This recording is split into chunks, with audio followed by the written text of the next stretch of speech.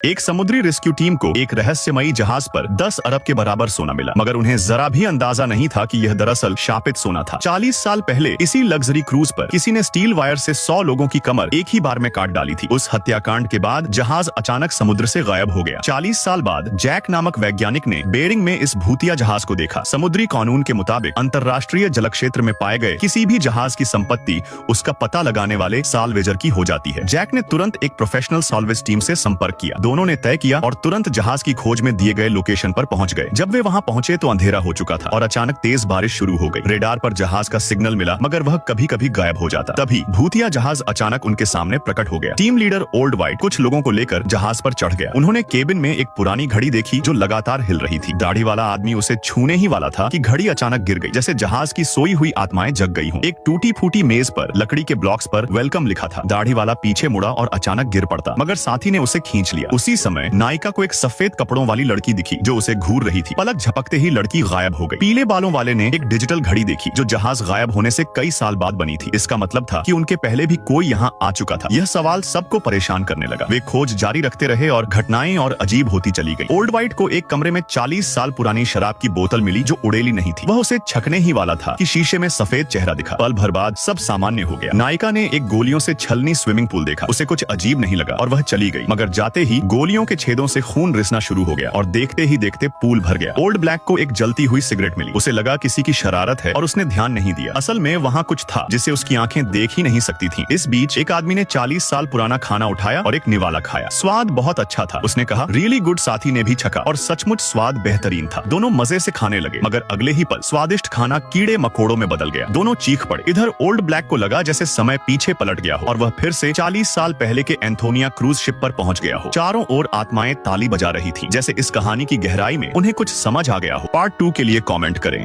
एक लड़की समुद्र तट पर खेल रही थी। तभी उसने देखा एक विशाल क्रूज जहाज सीधे किनारे की ओर बढ़ रहा था। शुरू में माता पिता ने सोचा कि जहाज रुक जाएगा, लेकिन जल्द ही जहाज समुद्र तट के और पास आता गया और रुकने का नाम नहीं ले रहा था। तभी माता पिता जल्दी जल्दी अपना सामान समेटकर भागने लगे। समुद्र तट पर मौजूद बाकी पर्यटकों ने भी पागलों की तरह जान बचाने के लिए भागना शुरू कर दिया। आखिरकार लाखों टन वजनी जहाज रेत से धीरे धीरे रुक गया। पुलिस ने तुरंत ही पर्यटकों को वहां से हटाया और बताया कि आज पहले भी कई क्रूज जहाज फंस चुके हैं। जब परिवार अपने गेस्ट हाउस लौटे तो जिंजे ने सोचा कि इंटरनेट पर इस दुर्घटना की खबरें देखें, लेकिन उन्हें पता चला कि वहां न तो इंटरनेट है न ही टीवी सिग्नल। मजबूरी में पूरे परिवार को बिना नेटवर्क के यह छुट्टी बितानी पड़ी। रात को मोबाइल नहीं चल पाने के कारण दोनों बच्चे जल्दी ही सो गए। जॉर्ज समय बिताने के लिए ब्लॉक से खेलने लगा। तभी अचानक एक दस्तक हुई। इतनी रात गए, इस सुनसान गेस्ट हाउस में कौन हो सकता है? जॉर्ज सतर्क होकर दरवाजा खोलता है तो बाहर एक जोड़ी खड़ी थी। महिला का दावा था कि वह मकान मालिक ओल्ड ब्लैक है। शहर में बिजली नहीं है। वे दोनों वापस जाकर 80 मंजिल चढ़ना नहीं चाहती थी, इसलिए उन्होंने तय किया कि वे बाहरी मकान में रुक जाए। जॉर्ज ने सोचा अगर यह उनका ही घर है तो रहने दिया जाए, मगर जिंजे अब भी सतर्क थी। उसने कंप्यूटर खोलकर बुकिंग ऑर्डर की जानकारी खोजना चाहिए ताकि पता लगाया जा सके कि ओल्ड ब्लैक सच में मकान मालिक है या नहीं। लेकिन सुबह से इंटरनेट ही नहीं था। ओल्ड ब्लैक ने अपनी पहचान साबित करने के लिए पास के शराब की अलमारी की चाबी निकाली और उसे खोल दी। अंदर से उसने एक चमड़े का लिफाफा निकाला और उसमें से कुछ पैसे निकालकर जॉर्ज को किराए की आधी रकम लौटा दी। लेकिन जॉर्ज का मानना था कि जब ओल्ड ब्लैक के पास घर की चाबी है तो वह ही मकान मालिक होगा और फिर वे बस एक रात ही तो रुक रहे हैं। जब दोनों पति पत्नी बातचीत खत्म करके लिविंग रूम में लौटे तो ओल्ड ब्लैक बड़ी सहजता से उनके लिए कॉकटेल बनाकर तैयार कर चुका था। जॉर्ज को उसकी कला बहुत पसंद आई, मगर जिंजे अब भी पूरी तरह आश्वस्त नहीं थी। वह हल्के फुल्के ढंग से घर से जुड़ी कुछ जानकारी पूछने लगी और ध्यान से ओल्ड ब्लैक की प्रतिक्रियाएं देखने लगी। कहीं वह झूठ तो नहीं बोल रहा। तभी अचानक एक आवाज सुनाई दी। पता चला कि टीवी से यह अलर्ट बजा। देश भर में आपातकाल घोषित कर दिया गया है। सभी शहरों में अब बिजली और नेटवर्क दोनों बंद है और ये हालात अब देश के हर कस्बे तक फैलने वाले हैं। यह सुनकर जॉर्ज को पता चला ओल्ड ब्लैक और महिला ने झूठ नहीं बोला था। वे क्या कह रहे हैं? Subscribe for part 2।